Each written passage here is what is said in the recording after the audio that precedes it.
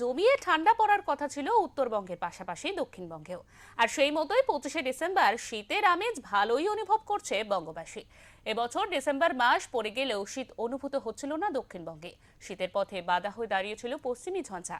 তবে এবার ঝঞ্ঝা কেটে যাওয়ায় উত্তরে হাওয়া অবাধে ঢুকতে পারছে দক্ষিণবঙ্গে। আর সেই কারণেই উত্তরে হাওয়ার জেরে বড়দিন থেকেই শীত আরও বাড়বে বলে পূর্বাভাস দিয়েছে হাওয়া অফিস।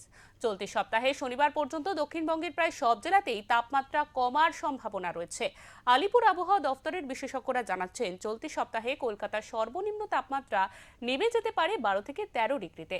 উপকূলবর্তী জেলাগুলিতে সর্বনিম্ন তাপমাত্রা থাকতে পারে 12 থেকে 15 ডিগ্রি সেলসিয়াসের মধ্যে। পুরুলিয়া, বীরভূম ও বাঁকুড়ায় জাঁকিয়ে শীত পড়ার পূর্বাভাস রয়েছে। পাশাপাশি সকালের দিকে ঘন কুয়াশার সম্ভাবনাও রয়েছে।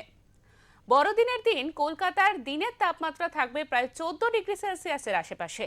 শীতে কাবু উত্তরবঙ্গ। উত্তরে হাওয়ার প্রভাবে শীত আরও জাঁকিয়ে পড়ছে উত্তরবঙ্গে। তার সঙ্গে রয়েছে ঘন কুয়াশার দাপটও।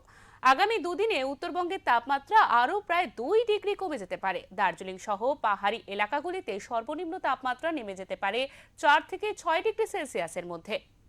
পাশাপাশি ঘন কুয়াশার জেরে দৃশ্যমানতাও অনেকটা কমে যাওয়ার সম্ভাবনা রয়েছে।